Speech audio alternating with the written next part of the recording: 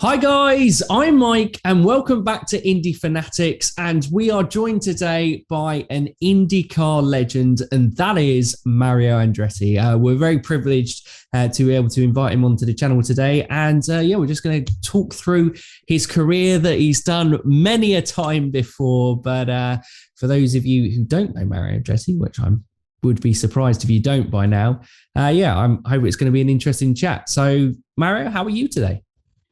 Wonderful, Michael. Thanks for having me on. Oh, no problem at all. No problem at all. And so I thought the best place to kind of start this interview is like right back at the start. So obviously as a 15-year-old, you came over to the States from growing up in Italy. And what was that experience like coming across to the States? Well, obviously, it was something that was not planned in your life because, but as a child or as a young lad, as kids, you just go on and you take in whatever comes to you. Up to that point, there was plenty of drama in our lives right after the war, where we chose to leave where I was born, the area where I was born, because it became occupied by Yugoslavia, hardline communism. So from there, we were in a refugee camp for 7.5 years. So all in all, we knew all this was certainly not normal. And then there was a choice of coming to America, and my dad just figured, okay, we'll just go to America for 5 years, because it was suggested by an uncle on my mother's side, and so as kids, he said, okay, we'll do that. The only thing that weighed on us was the fact that Aldo and I were already so taken in by the sport, by Formula One, especially because of Italy being so much involved, a protagonist with Ferrari, Maserati, Formula, and world champions at the time. Ascari, my idol, and after Aldo and I witnessed the Italian Grand Prix in 1954, age 14, and then the dream began, and we thought, oh, now we're going to America, and I wonder how motor racing is there and all that. We knew of Indianapolis because it was it actually was even a film that played in Italy with Clark Gable, Barbara Stanwyck, called "To Please a Lady." And in Italy, the title was Indianapolis, and we saw that. I saw that in '51 when I was 11 years old, and I said, "Well, there's racing in America," but that's all we were concerned about as kids. And so it, to some degree, it seemed traumatic. And then at the same time, once you're here, you go to school, you have, friends, and you just have it's not a problem just to be, to just fall right in with what's going on, so, and so it was not traumatic, but, all of a sudden, we realized that there was a track here in Nazareth where you had local dirt track racing. And so that sparked something, of big hope for us. And that's how we all started. That's how we started 2 years after arriving. We started building a car to race locally. And 2 years later, we started racing. My career started in 1959 at age 19, from a car that we built, and my last race was in 2000, the 24 Hours of Le Mans. So quite a journey, definitely through there. And obviously, being from a European background, obviously we grew up on like traditional racetracks over here, kind of purpose-built facilities, and any go-karting tracks from there as well. So what was it like when you found that kind of dirt track in Nazareth, and you're going, hang on a minute, this isn't what I'm quite used to? Yeah, in fact, we arrived here on a Thursday, in June in 1955, and they had weekly events already because the season was well underway here on Sunday night. So only a couple of days later, here we find that there's a roar that you could hear, and lights, and Aldo and I were booked, toward the roar, and we found that this half a mile dirt track, and we looked in there, we looked at those brute looking modified stock cars and figured, well, they don't look like Formula One cars, but it looks very doable to us. And so all of a sudden, America is not so bad. And it really gave us a sense of hope that I think this, because while we were in Italy, we had this dream, which seemed like a totally impossible dream.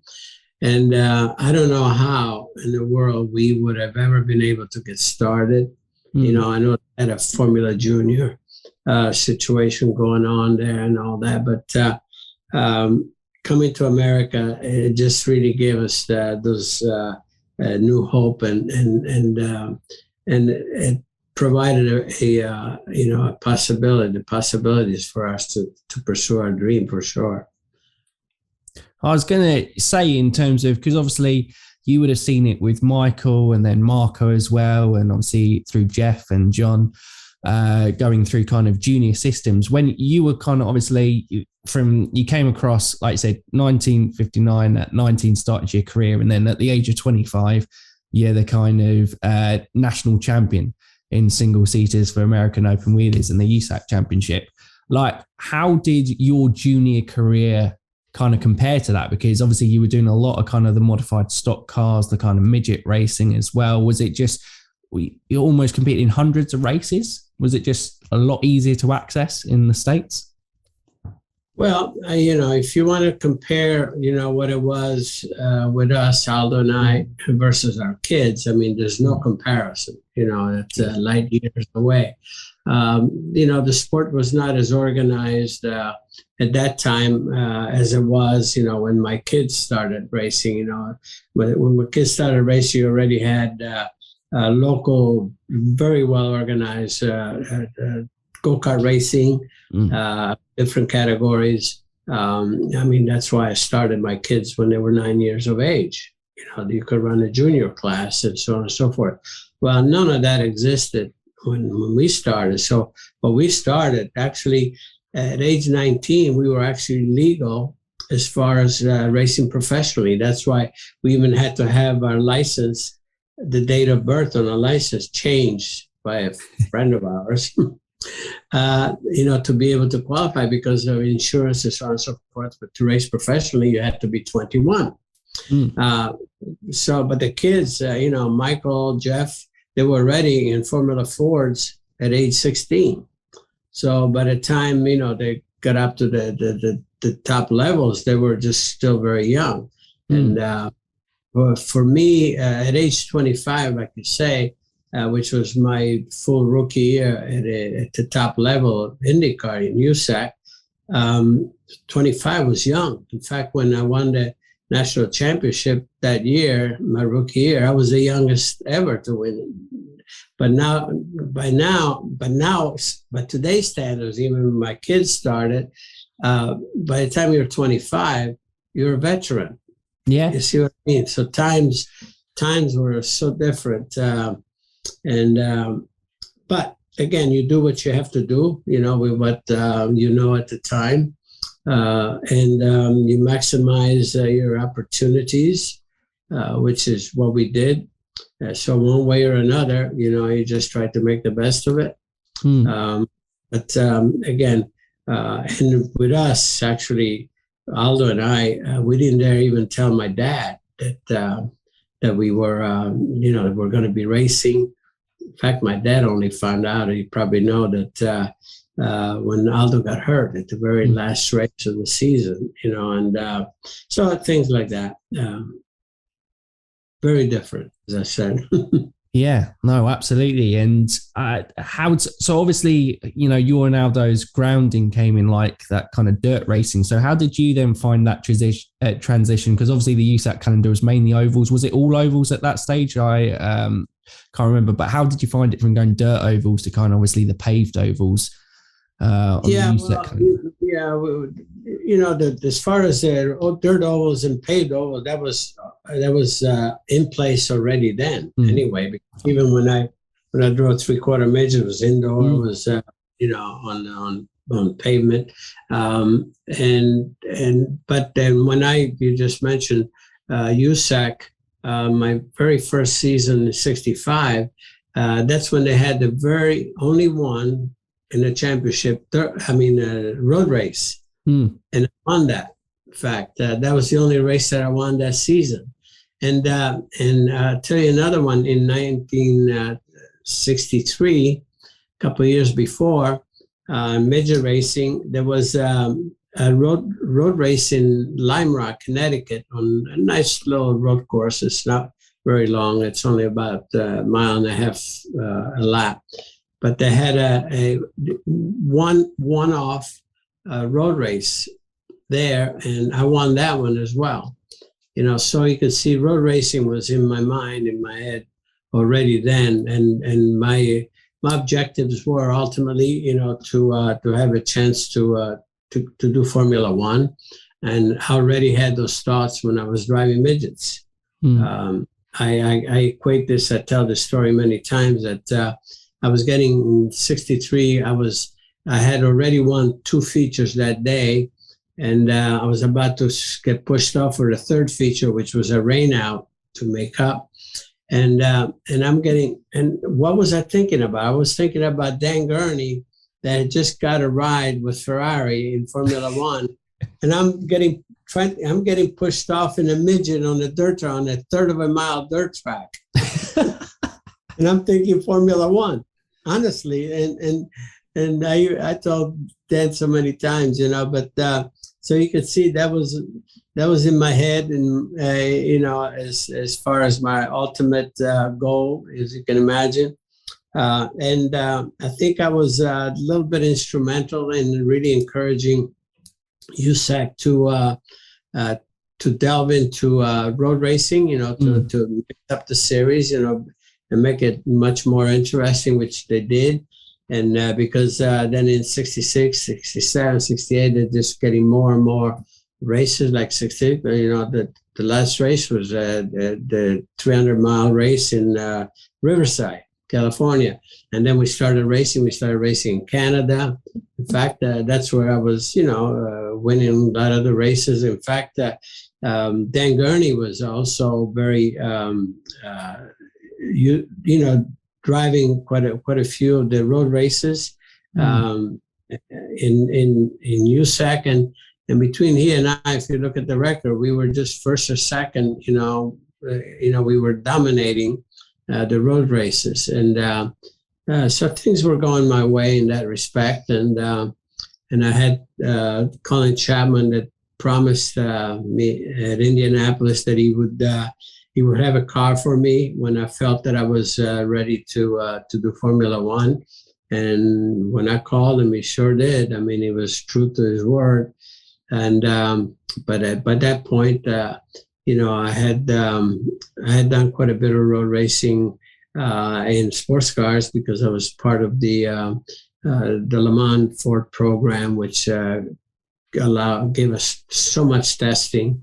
And it was golden for me, as you can imagine. I befriended Bruce McLaren, because he was involved in that as well. What a great guy. And he and I just, I benefited greatly from him, just even talking. And then, of course, we won a 12-hour Sebring together, with the Mark IV. So a lot of things, again, were going in the direction that I really was hoping. And that's it. I mean, everything was happening, as I say, in the best possible way, to try to satisfy my most ambitious goals. Yeah. And why do you think, you did just adapt to kind of the road courses so well? Do you think it was that kind of transition with sports cars, or what do you almost put your success down to at kind of that stage of career? It just naturally fell to you. It kind of, you were happy to push the limits and the car worked with you. Well, Michael, it's the fundamental part here is desire. When you have burning desire, to do something, just make it happen. A lot of people say, well, the natural talent, this and that. Well, the natural talent comes from desire to do something, because you're going to devote every bit of energy and everything, to get that done. And that's what it was with me. I just loved so much, what I was doing. And so that's the only way I can put it to.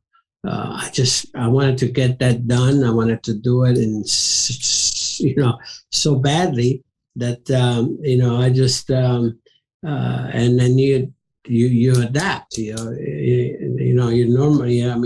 naturally adapt to situations. And let me tell you something else, that by also doing a lot of different tracks, even on the ovals, when you go to asphalt to dirt track and everything, there's totally different skill, and be able to have car control and searching for grip, especially on the dirt. Driving the dirt is just like driving on a road course in the wet, because conditions change almost every lap. It dries and so on and so forth, and in the wet, you don't use the classic line through the corners. You just usually probably the totally different approach to the corners, and you do that on the dirt. So you always learn it. The skills transfer, as you will, and when you're faced with adapting to something that's very different, if you had some of those experiences, it comes to you a lot quicker.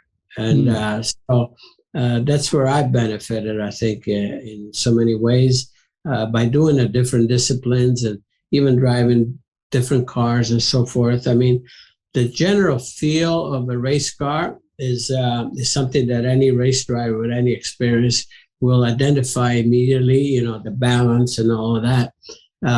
But also there are things that you have to be able to adapt to, in the sense of the limit of the race car, the limit of adhesion, and all of that. Each race car has a sweet spot somewhere, and to be able to identify that as well. So, but the more you do of these varietals, the more you put in the bank as far as knowledge, when you need it in certain situations. So I was gravitated to all of that, to all of those variable, situations, and that's what kept me so motivated. Quite honestly, there was no time ever to just feel that I'm blasé or bored with that particular series, and all that. Moving around was really a good thing for me. Yeah, no, I bet. And do you think it was, obviously you've spoken about F1 was always the dream, obviously, being an Italian boy driving for Ferrari, competing in F1 on the world stage, that was always it. Do you think that kind of, obviously, desire, you said there, and drive, that in USAC you're like, well, this is my platform to kind of show the world what I've got at the moment. I got to win as much as I can, because obviously you won those 3 titles in 5 years, won the Indy 500 in 1969, won Pikes Peak, kind of hill climb in 1969. Were you just like, I've got to win everything to kind of go, so I'm ready for Formula One and to give it my best shot? Absolutely. Absolutely. I think that I want to earn my way, by just having something in the background that will justify, where I want to go. And as you can see that I think I was pretty ready, to get into Formula One, because, the the first race, I was on pole, so the car, at that point, I already had experienced, the Indy cars on a road course, which obviously were, not as nimble as a Formula One car at the time, because, it was a car that had to be adaptable to ovals and so on and so forth. So it was heavier and all of that.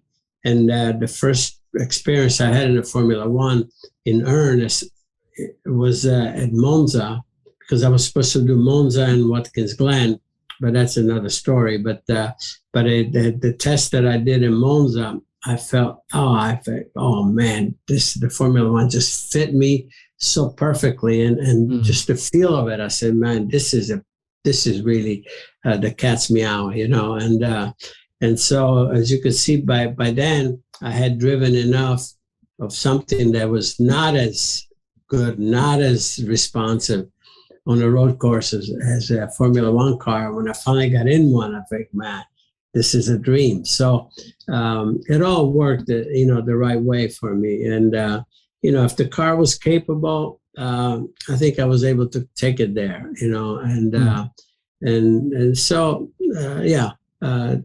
again, everything, the sequences and everything that I experienced, all of these moments seem to be correct, seem to be the right thing. I think we'll round off the 60s before we kind of focus a little bit on the 70s and that transition into Formula One a bit more. But obviously, two big on Pikes Peak Hill Climb was part of the championship back then, wasn't it? And then obviously it's gone, but that's like something, just such a challenge to drive on there. But wasn't it quite a funny story? Wasn't Al Unser Jr. Al Unser, sorry, Junior came along much later. Al Unser meant to drive your car that you ended up winning the race with, but he got injured, and so you took the Grant King car, and that was the one that kind of took you to victory in 1969. Well, yes, I don't remember that Al Unser was supposed to drive it. Maybe I might have got that wrong. I could have got that completely wrong. But what's interesting is, Michael, that in '68 I owned a team, and I did, because I did 3 Pikes Peaks before I won it in '69. The first one was I drove for Bobby Unser, who talked me into going there. He just and I drove one of his cars. And what the deal was that he knew that place so well, there's no way I could beat him. So they had the 2 classes. They had the open wheel, single seaters, and then they also had stock cars. So he said, okay, I won't drive the open wheel, so you potentially could win. And so he drove stock cars. And then the following year, I figured I'm going there with the rear engine car, and I think I would have killed him that day because I was really quick. And then, but there was something with the fueling, the carburation, that all of a sudden our one of the engineers from Ford changed things on Sunday morning. And from the tree line up to the top, when you start getting to the thin air, the car just wouldn't work. It was way too rich in the mixture. And because up to halfway, I was, I had the race won. And then, but then, believe it or not, the following year, '69, here I go back to a regular dirt car, and it almost seemed like I was going backwards, technically. But then, then I won it. And but Al Unser was in that race. He was in that race with he drove for somebody else, and so and I beat him. So I don't think I would have beat Bobby. Bobby was much quicker up through there because Al was a little more conservative. There were so many areas where I tell you what. The risk was just it was almost sure death if you missed it. And these are the areas where I was stupid enough to really, really risk. You have no idea how much I risked on that race. That's why I said I'm never coming back, because I figured I have one shot at it. And I was just going crazy. There's one area where it's already up and above the tree line. And it's called the Devil's Playground. And at one point, that's where you're doing maybe 130 miles an hour on this, dirt track. And there was a sharp right-hander at the end with the drop of like 2,000 feet and no guardrail. And everybody was backing off way early. And I went in so freaking deep there because I knew that's where I could gain by being stupid. And I got away with it. And so once I reached the top, I just took a long breath, and I says, okay, I don't know if this is good enough, but it's going to have to be, because I'm never coming back here, because I defied death that day, which is stupid. Yeah, that was such a crazy race, and it was such a unique thing, wasn't it? In terms of just amazing. It was amazing how much you would risk in one, in 13 miles, of hill climb. It's amazing. There were like 183 corners, and the thing that was so difficult there was that you never got to do the entire course until race day. Really? There were three. There was 2 days of practice, and you did 1/3. Well, actually, 3 days of practice. You did 1/3, 1/3, 1/3 of the. And on qualifying, you only went to halfway. From starting line to Blank Cove, and then on race day, you did the whole thing, and that's why for me, just even. You get to the W's, you got about 6 different corners. They're almost the same. And then, but you forget, I'm on a 3rd or 4th or 5th, you just, you're confused because everything's come to you so much faster all of a sudden. So, you're out there and this, oh my God, I got away with another one, got away with another one. That's right. And then you get to the top and you're like, got away with it all. I got away with it all. Now I'm ready for a drink. Yeah, or two. Unbelievable. Geez. Bobby was a madman there. He certainly came king of that mountain. He just kept going and going. I've seen the onboard footage of kind of a guy that stood on the back with him, didn't he? It was like mental going on. But you guys... he knew that place like the back of his hand, so that was a whole trick, to really know what to expect. And I never got to that point, quite honestly. And but again, when you are in your element, just for the race, you just go for it. And like I said, and got away because in practice, I went off. I was very much, maybe only about 12, 15 corners from the starting line during practice. And there was an area where you did a long slide, and I was very ambitious on that one. And I went off into the rocks. Jeez. And I didn't do much damage to the car, but I was teetering. I didn't dare move until they put a line to it, to stabilize the car.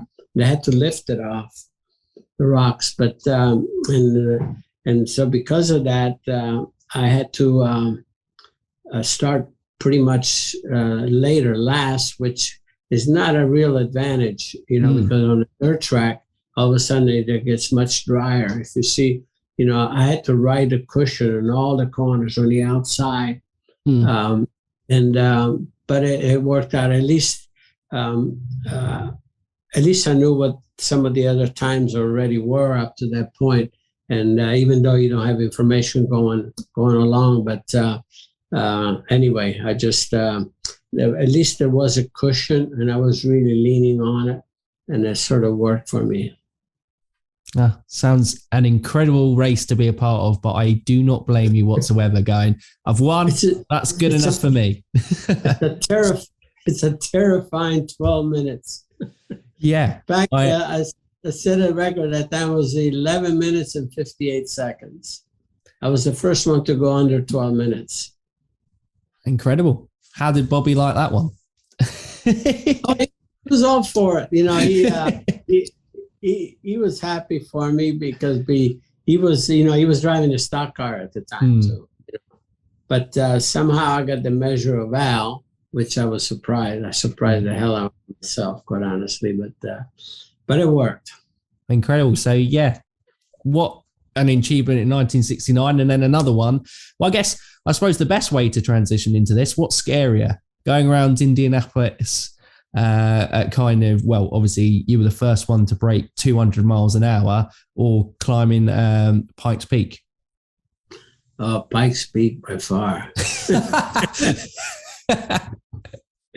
Because Indianapolis was much more calculated, you know, and you had all the opportunities to work up to it, and there's at Indy actually you have the luxury of really getting familiar with that place because of even if you don't do a lot of testing, which I had been doing anyway, but during the month of May, you have an incredible amount of time, you know, to practice and do a lot of things. I remember even when Fernando came over, you could tell that by the time the race was there, he was already a veteran. You know, he really had his arms around it, and that's the beauty about Indy.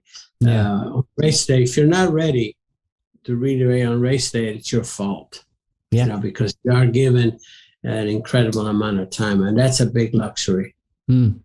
Oh, absolutely. And so obviously, 1969 was the year that you managed to win it, and it was a pretty dominating one because obviously the previous couple of years it just hadn't fallen your way. Indy hadn't been a happy hunting ground for you up until that point. And I think I remember seeing a quote for you, just it was almost like a relief to kind of get that weight off your shoulders, finally claiming the victory for it in 1969.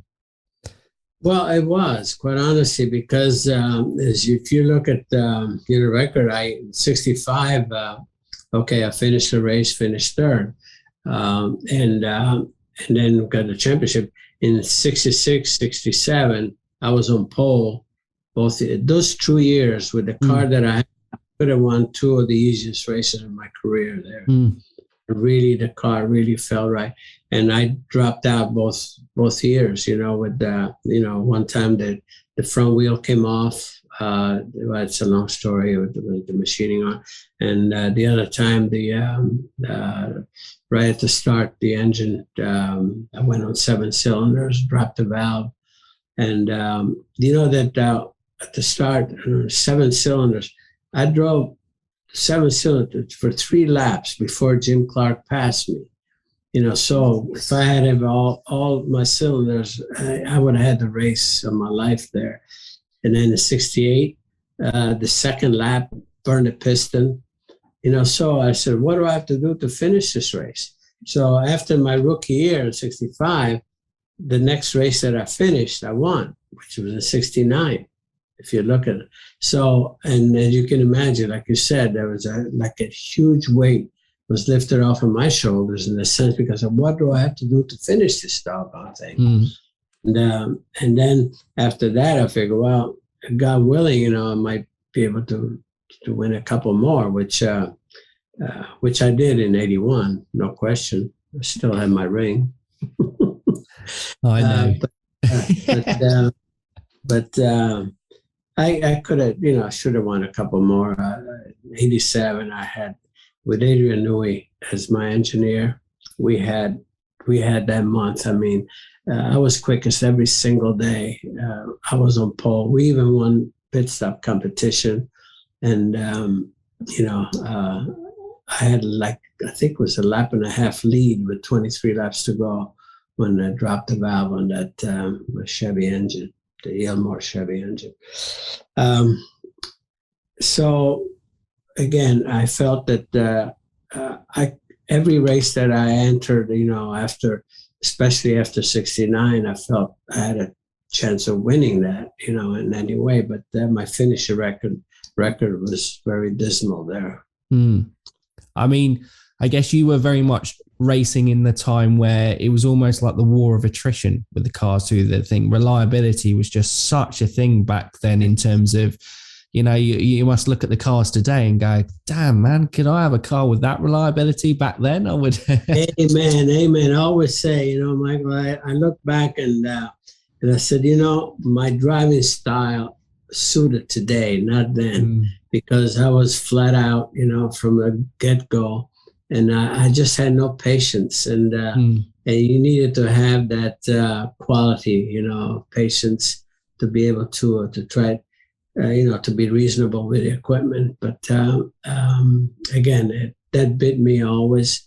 But I couldn't change. I just could not change my way of doing things. Like I said, so by today's standards, with the reliability of today's cars, that would have worked for me quite well. No, I bet. So I was born too early. Come on, Mum and Dad, what's going on? Unbelievable, eh? Come on, Mario, we need to put you in a time machine and get you back on. There we go. Get you fast forwarding. Well, I guess it was 87, obviously 81 with the controversy with Bobby, like you say, you got your ring still and go from there. But 87, is that the kind of most heartbreaking one after that? Because it was slowing down. Am I right in terms of, because you had that, you guys were like, well, let's just take it easy. Let's get this car home, go from there. And because of slowing down, then the engine got the imbalance. You'll be able to, obviously from memory. Well, you're right on. Actually, I'm impressed with with your details, what you know about what's happening, what happened, because it's exactly that, and I had the race, pretty much handled, and because of that, usually at Indy you have 2 top gears because of the obvious, if you have to really charge or just relax the engine a bit.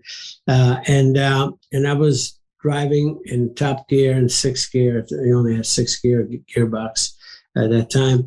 And I was down about 600 revs, which should have been good. Instead, unbeknownst to me, I was driving in a range where I was getting some vibrations in the engine, and that's what happened. And later on, Mario Andretti did another test on the dyno with the engine by running 600 revs. Running 5th gear, the engine would have lasted 500 miles. So there was the harmonics of the engine were just wrong at that range.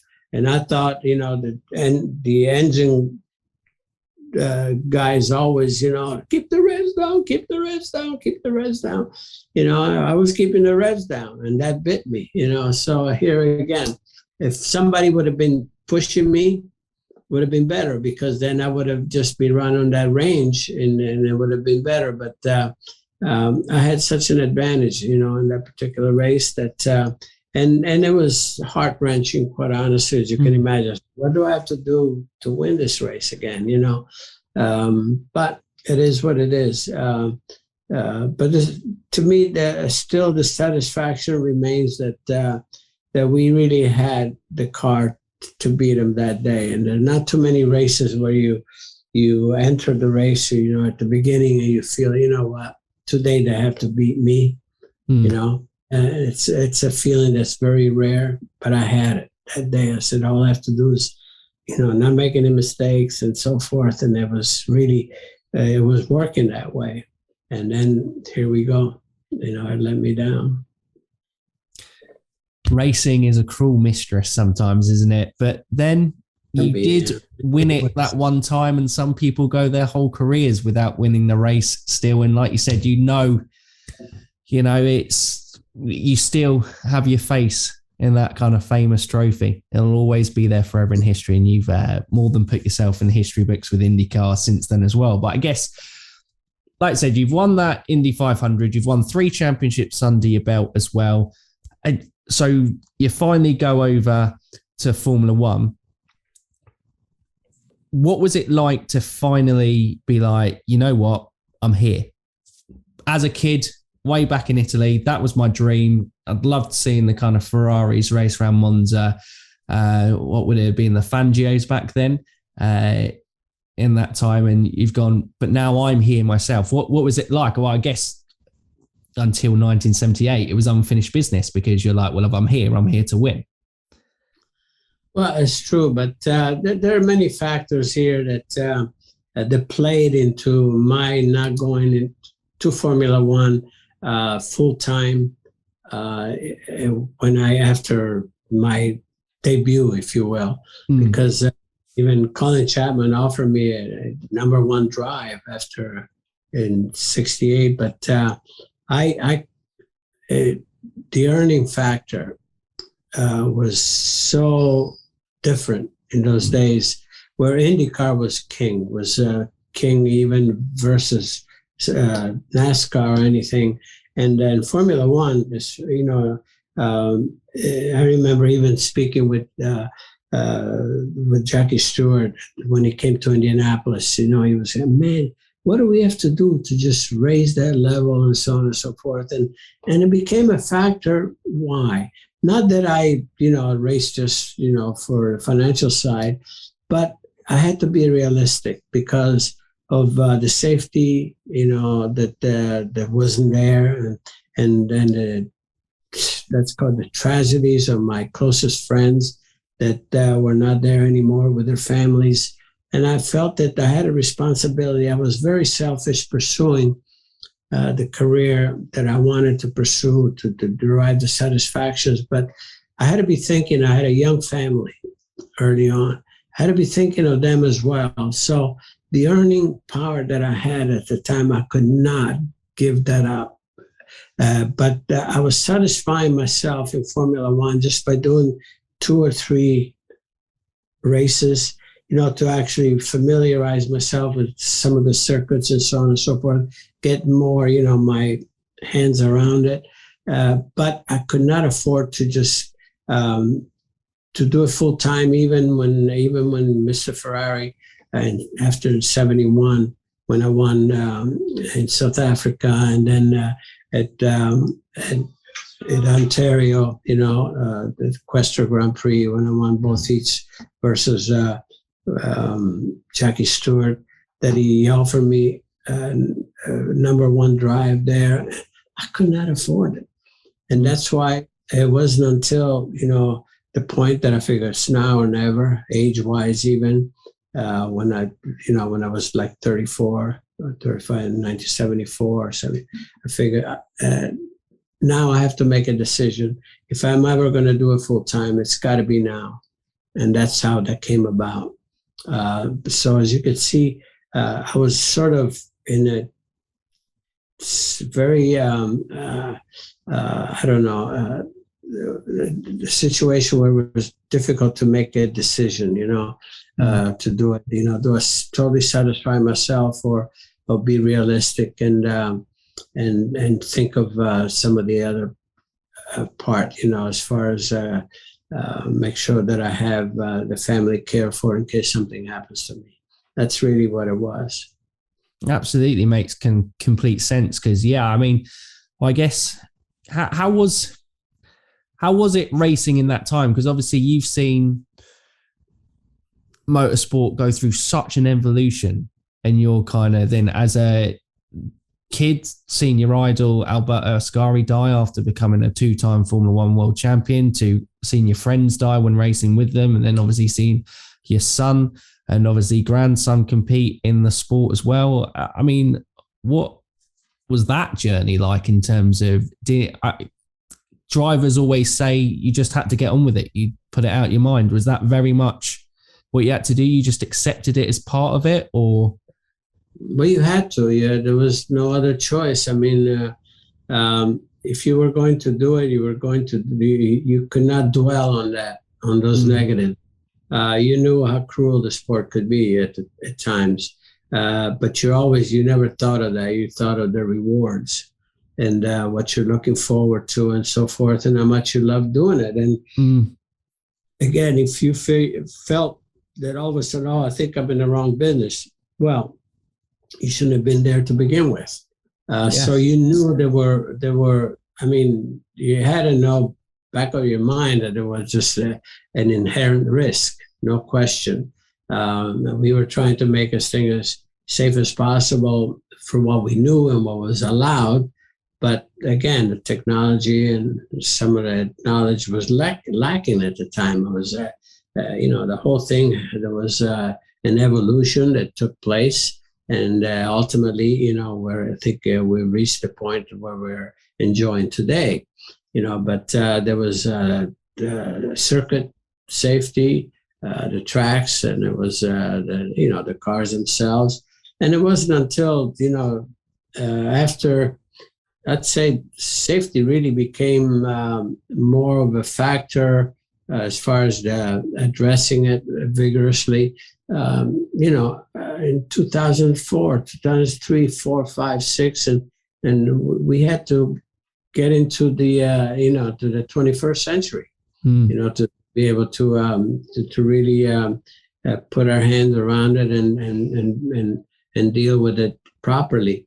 The whole thing was always that I said this many times too, that we always knew that we could do something better, but unless some of the features, safety features, were regulated in the rules where everybody had to have it, every safety feature in the race car was like a performance penalty, either weight or aerodynamic.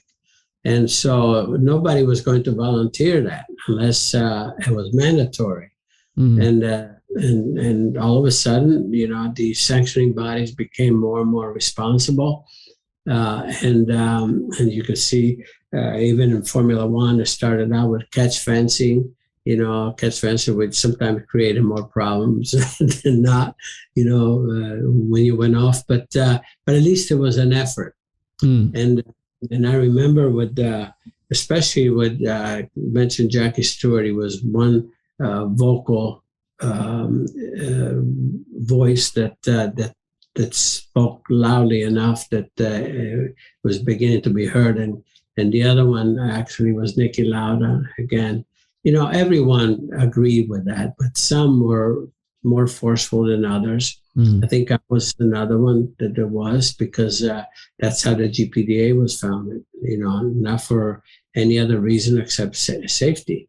And but it took a long time for all of that to come about, to evolve, and that's it. And now there's a lot of things in our sport that assures of a solid future because of that. And, today's drivers had the best chance ever to retire on their own terms. And that's huge. Yeah, that is absolutely huge. I assume from our research done, working with Steve Olvey and Terry Tremmell was probably big through the 80s and 90s for you. Big time. That was when the kind of kart went through its big changes, wasn't it? And like you said, 2000s was probably the accumulation of that. British doctor? Yeah, that was part of... F1, Dr. Professor... Watkins. Sid Watkins, yeah. Sid Watkins was influential. It was a great positive influence in that, because we had to go to him, to try to get the sanctioning body, to just be forceful, in creating, again, some of these regulations for instance, to have crash testing on the tubs and all of that, to be able to reinforce the factor, of leg injuries and everything. And then there was a fire containment. There were so many areas, that had to be dealt with and addressed. And he was our best friend. He was our best friend throughout. and always you needed someone that was not only forceful but respected, to be able to be your friend and to deal with the bureaucracy sometimes of the sanctioning bodies and so forth. But it all happened in the right way. And again, it took maybe longer than it should have, but nevertheless, it did happen, and it's something that everyone is enjoying today because, again, in every way, I think the sport is as safe as you could possibly. And the other part is it's still a work in progress. It's not that we have arrived now, everything is perfect.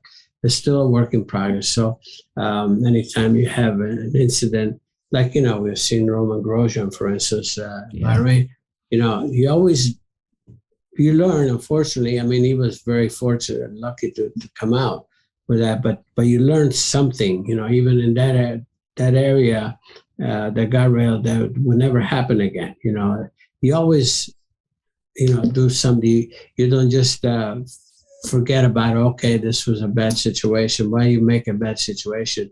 To make sure that never happens again. So all of these things, have contributed, to just make it better. Yeah. And, like you said, that is the absolute key factor, because no one, as much as you guys, like, the passion was for motor racing, like, no one should die for it. And yeah, it was an accepted there, but it's such a huge improvement. You're never going to make anything fully safe, but they've definitely taken the steps that they make it as safe as possible of what they can today, and they'll always keep working to do it. All you can ask for, yeah. Absolutely. So I guess going back to the success on the track, so we get to 1978, and obviously that's your championship winning year in Formula One and becoming a world champion. It was between you and that Brabham fan car. Obviously was driven by Niki Lauda at the time, I believe. From there, because of how that season started and with how quick that car was, did you go into that season thinking this is my year, or you were like, geez, what is that they've put on the back of their car? Well, yeah, I mean, you never really know. I mean, it's all you do is, like I said, you put your best foot forward, regardless. And there's always going to be some bump on the road somewhere, I give Gordon Murray all the credit in the world for coming up with that answer, but it was something that was already tried. It was already in the Chaparral. I mean, it was nothing really totally new because the Chaparral had the same feature, at the time with the fan car. And but I followed Niki, because part of the straightaway in Hunderstorp was, I think it was an airport runway. And so, and it was concrete and it was not very clean. And I got blasted so badly, behind that fan. And I figured, can you imagine having 16 others or 18 other cars like that? I mean, wow. It would be impossible. But the track would be very, very clean at the end, I think, with all these vacuum cars, But it was a feature to be admired, as far from an engineering standpoint, was quite the feat. But it had to be regulated out, and it was, fortunately, I think. But it was interesting times because you would have had to have one, because that quality was just incredible, to have in a car. And he probably won the easiest race of his life. Yeah.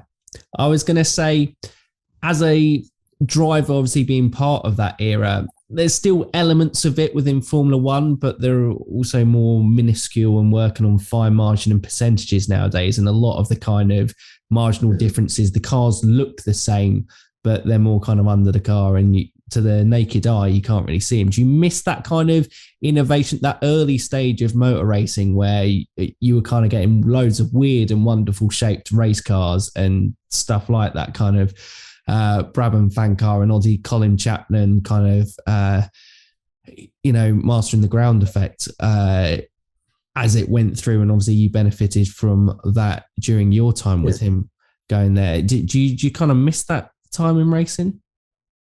Oh, I love to be part of it. I wouldn't change that for anything, because I have a full appreciation of where we were and where we are today. Because as you say, today, the increments of gain and so forth are just so minute, and then through the 70s and 80s, we were going through just an incredible amount of development, and some of the finds were just, some of the innovations were just breathtaking, quite honestly. And I just love to be part of it. That was even part of what just keeps you motivated, always looking for just how can we do this better, because it hadn't been invented yet. And be part of it. I remember I was the first one to put some aerodynamic pieces, like even on my single seater back in the 60s. I had like in '67. I had a car. I copied the Chaparral with the front with this sort of aerodynamic pieces on the nose, and then we had a ducktail in the back and had some downforce, and so we were dabbling on that, and I loved that because you felt the difference. You felt that you were benefiting from it, and again, even the ground effects. I mean, that's such a long story, but it was not dreamt on the drafting table that we're going to create a ground. That just happened because with Colin we were talking about putting a wing shape on the side pods like the March had back in '72, which I experienced. And we were testing in South Africa, and we figured, well, maybe those side, because there it's at altitude, you try to divest yourself of every bit of frontal area as possible, because the engine, normally aspirated engines, were losing 40 to 50 horsepower there. So we were, and at that point, testing in South Africa, we took those side pieces out, which were the shape of wing shape. Robin Hurd was a great aerodynamicist, and then all of a sudden the front end started flying. And when we're talking about between 1976 and 77, at the end of '76 season, we're having a meeting with all the engineers and everything else, and Colin Chapman, I want next year's car to make this year's car look like a London bus. A difference, so he really wanted to have an evolution. And so we talked about it, and I explained to them about the effect that we got from the side pods, and they were quite short. I said, what if we go from wheelbase to wheelbase, make them bigger and put fence? And that's how it started. But the full effect of the ground effect didn't really come to us until testing in Hockenheim. We were testing in Hockenheim, and there was at the end of one, the corner connecting the two long straightaways. With a long right-hander, and I was in the middle of the car when I get a full loading in the car. I was getting a rolling and closing the gap on the left side, and all of a sudden I was picking up a lot of downforce. And I explained that to Colin Chapman, so he sent one of the mechanics into town to get some plastic strips to close both sides. And all of a sudden I went out there and I just set a track record real quick. And so we figured, okay, now that's what we need. And then we knew that the plastic strips would last 3 laps and wear out and so forth. So, and that's why if you look at some of the races, we were running like bristles, like like you have on how would I describe it? Like on a brush, and then of course they were not as effective as closing the thing because it was, but it was, they were at least consistent. They were not wearing out quickly. And then that's when Colin devised the moving skirts, you know, and so one thing led to another, you know, it was not something that all of a sudden, oh yeah, you know, we know what we're doing. So we were finding something out every weekend, every time we had the car on track. And then once you started putting your arms around it, then you had to come up with a new wind tunnel, a wind tunnel with the running road, you know, with a belt to be able to get the proper feedback on what's really going on. And then clean up the diffuse. There were so many things that were going on. And I just love that development. Quite honestly, I just, I really, I look forward, you know, to every test where we were just testing a lot of new bits and pieces because, again, sometimes the gains could be, you know, 2, 3, 5, 10%. And that's huge. Now you get half of 1%, you know, if you get a gain, you know, because so much is known by now. And you got so much data, you know, from the computer and everything else. And I remember, too, when the first time that we ever put a computer on an Indy car was, I think, in 1980, I think it had to be about 84. And we were testing at the Romeo Proving Ground, Ford Proving Grounds, and we finally had the car instrumented when we had some telemetry, and it was amazing where up to then, you know, everything was you know, estimated as far as the loading, as far as the suspension travel. All of a sudden we could see it black and white, you know, on the trace, you know, what we're doing. Oh my God, if only knew this, that. And so it was exciting. But, you know, so it would be great, you know, if you could keep it to yourself, but then all of a sudden everybody else is doing it. So that's how all the knowledge, you know, started increasing and data and becoming, you know, the sport that much more sophisticated as time progressed. But going back to myself saying, I just love those times because I have a true appreciation of where we are today. You know, even just the two-seater car that I'm driving. It's basically got the same features as the regular cars of today. I love doing that, you know, because I'm up to date on things that I just, you know, had done some testing with Michael's cars and so forth, and I, you know, I have the appreciation where today's drivers, well, that's the way it is, you know, that's all they know, you know, which is, you know, it's fair enough. But I have, you know, so I have more appreciation for what is in place today than, you know, because I experienced the other side. That's all I could say. I mean, yeah, you've pretty much, bar having the engines in the front of the car, because I think you probably came in, didn't you, in 65, where the rear engines were first starting to come in place. I think, what was it, Jim Clark, didn't he win the first Indy 500 with a rear mountain engine in 65? So bar that, you've pretty much seen most of the major changes through motorsport, I would say, through this kind of decades. Yeah, in 64 and in the first two races, 65, I drove a Roadster against some of the rear engine cars already in place, you know, and so I I experienced the Roadster era also, you know. Incredible. You know, actually with some good, with some decent results too. You know, I had a third and I had a second. You know, the race before Indianapolis 65, I finished second to Jim McElreath, who was in the Brabham, basically, chassis in Trenton, New Jersey. And I finished second against him with a Roadster. And then my very, very first experience in a rear engine car was right at Indianapolis itself, the track, which I had never set foot on before. You know, so again, you know, I look back and I figure, you know, how fortunate I was in the sense, you know, to have had all these firsts with something so different, and being able to take advantage and adapt to it.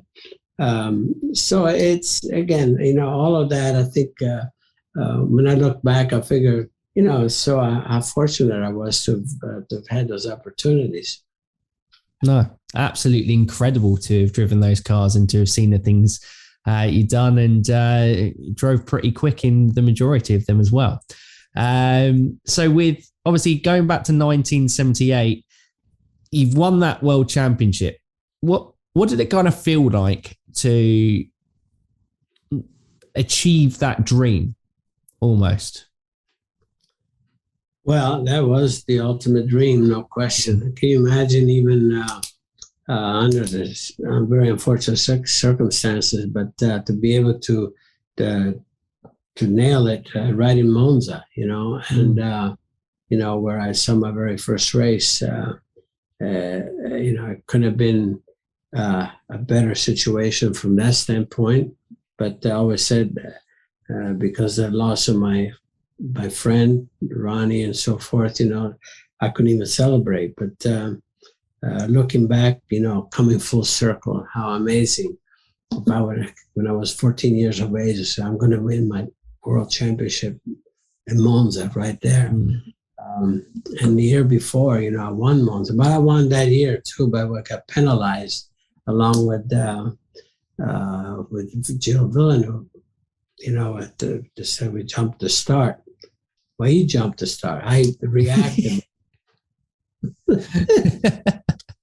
So you blame Gio for that one?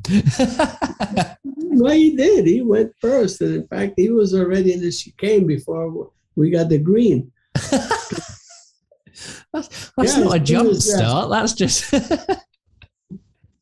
Yeah, I mean, this time was red, and then green.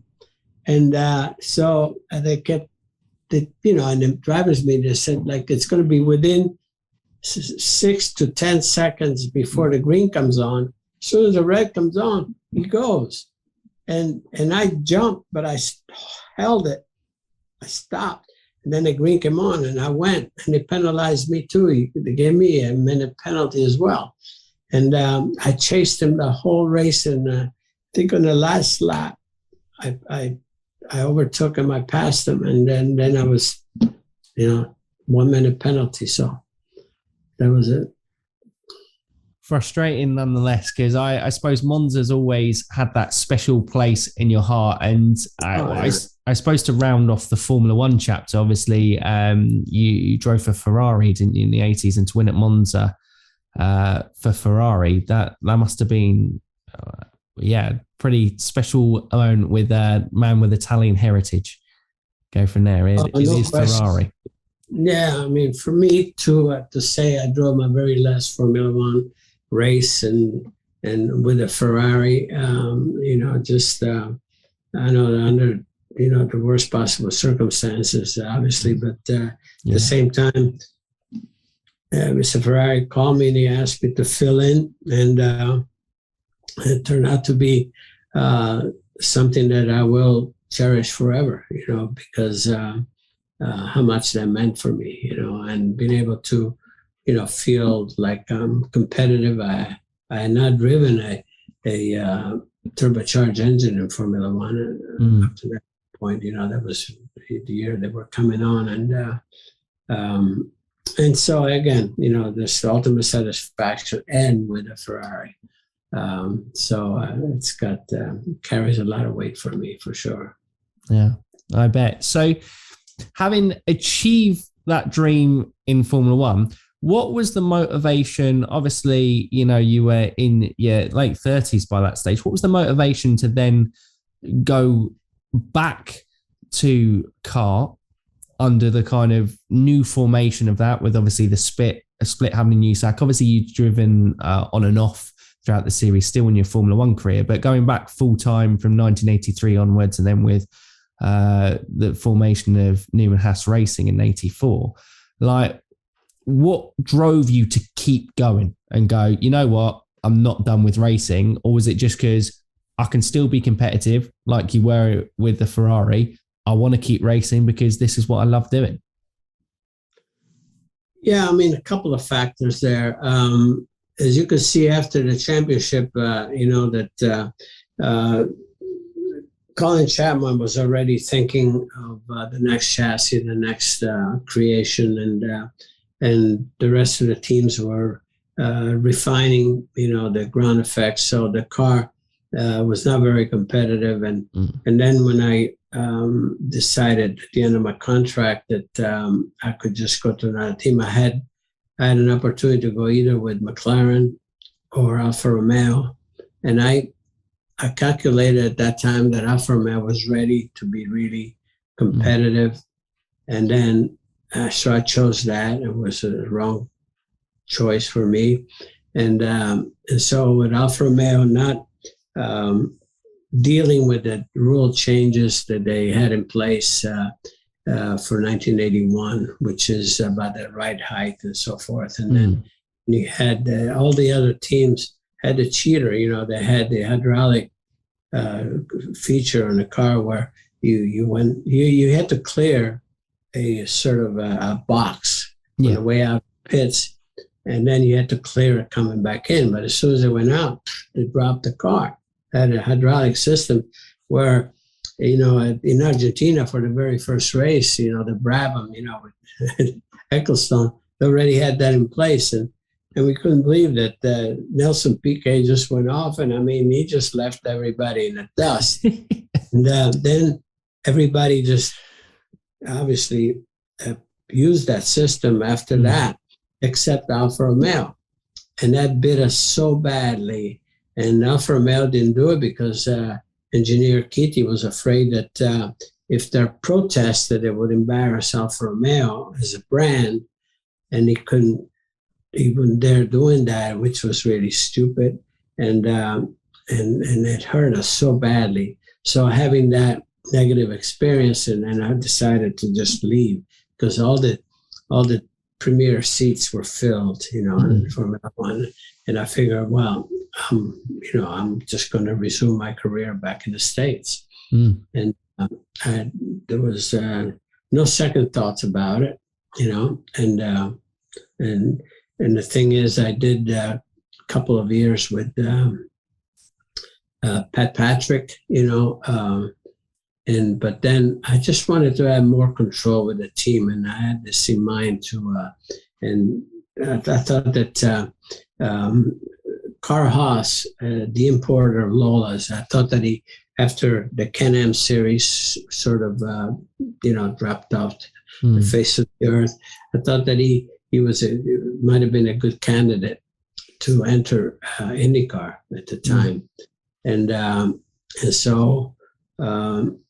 so we spoke. I remember at the end of the season, we were in Michigan, and we spoke with Eric Broadley and see if what if we you build a Lola for next year, and then we just develop a new team with Carl Haas, and so they were teetering back and forth, and at the same time I had a relationship with Paul Newman, who also had a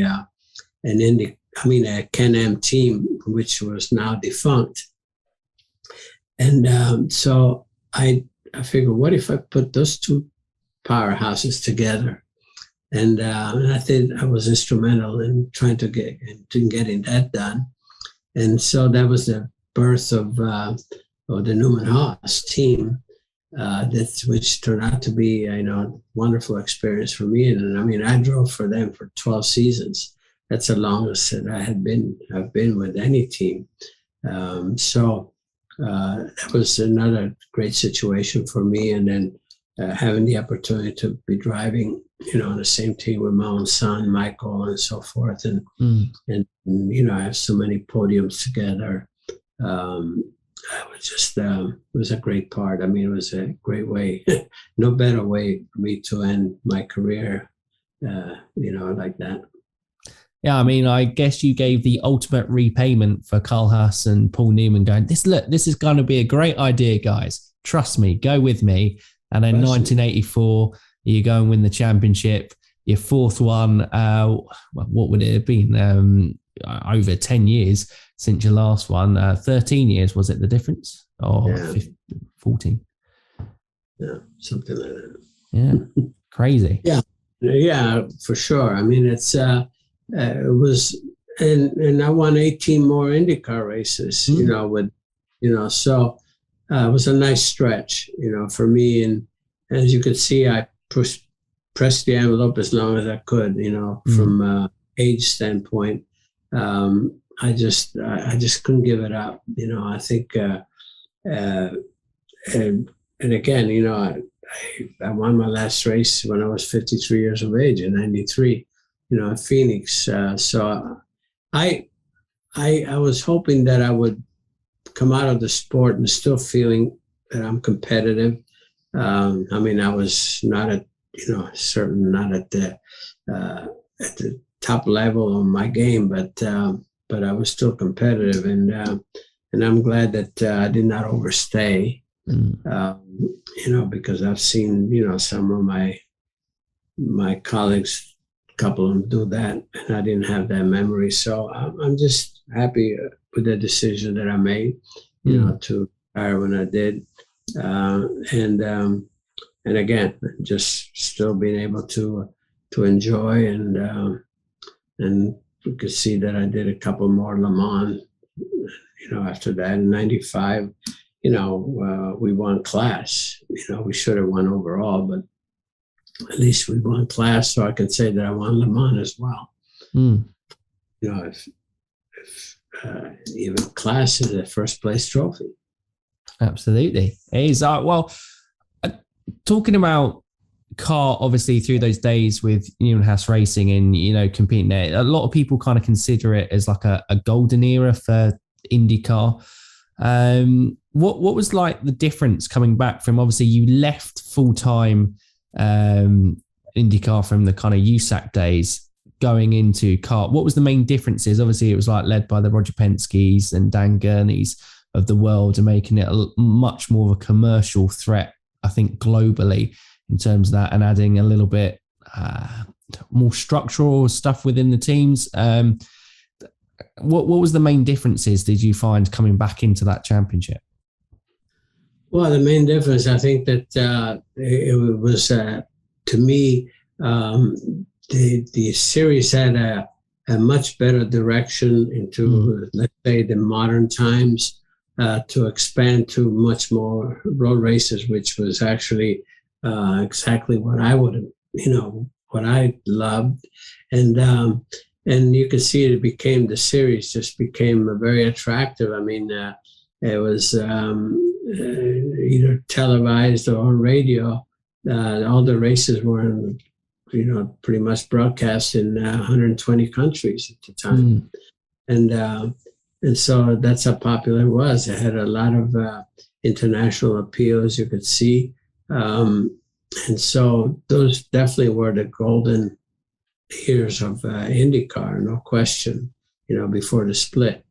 And there was even, these are the times where Ayrton Senna was tested with Roger Penske, potentially considering even coming over. And then you get world champion Mansell, that, comes with Newman Haas and so forth. So, like I said, that it was good times for IndyCar, and coming over, I already had seen, because the switch became in '78 while I was, in but as you know that very well, that I was moonlighting with Roger Penske after, on weekends off from Formula One. So I love the direction that it was going. Even then, so to come back from Formula One at that time and going into IndyCar, it was something that actually to look forward to, because you knew that a lot of things were going in the direction that I've always hoped for. So even that timing, I think, was good for me, quite honestly. And then gone with a team that was newly formed, where I had some say about certain things. How do you think we got Adrian Newey? I'm the one that obviously wanted to get that happen. And so in things like that, I love that, and I love the idea of having Lola as a factory, just fully devoted to IndyCar again. And then here we get Nigel Bennett from Formula One. He's the one that actually designed the first carbon fiber IndyCar in 1984, when I won the championship. So all these things were just, a dream for me, quite honestly, happening the right way, having the right people around us all the time, and feeling that you were always competitive. That's what it's all about. So, again, if things were different, maybe I could have stayed a couple more years in Formula One, and maybe with a team like McLaren, it could have been satisfied. Maybe could have won another championship, but it just was not in the cards, if you will. But I think I made the right decision by coming out. After all, instead of being with a team that in Formula One that would have taken all the steam out of me, if you will, by not being competitive. Looking back, I don't have too many regrets, quite honestly, as far as the decisions that I made. Some could have been, better, but overall, I think it worked as well as I could ever hope. Yeah, and I guess the best part of that was not of leaving Formula One to go back to IndyCar, was like, obviously you mentioned there, the opportunity to drive with Michael and, against Jeff as well within it. I mean, just, what was like that as a dad? Because, it's, I suppose, as a father, you always want to kind of see your sons kind of achieve what they want to do as well. And to be there right alongside them and seeing, them succeed, especially, with Michael as well, alongside at Newman Haas. I mean, that must have been just such an incredible moment as a parent. Oh, I mean, absolutely. Like I said, there were some moments, as you say, that were so precious with the family. I mean, it was in 1992. It was at Milwaukee. It was an all-Andretti podium with Michael, my nephew John, second. I was third. On podium when Michael clinched his national championship in 91 on the very last race when he clinched it. I was on podium with him. Michael and I were on podium in IndyCar 15 times. It's crazy. And we started the second 10 times and 1-2. We were 1-2 5 times, So I'm proudly mentioning these points, like from a family standpoint. In '86, at the Pocono 500, there was a supporting event like the Indy Lights that we have today, and Jeff was in the Indy in that supporting event, and he was on pole and won that race. And Michael was on pole for the 500, and I won the 500.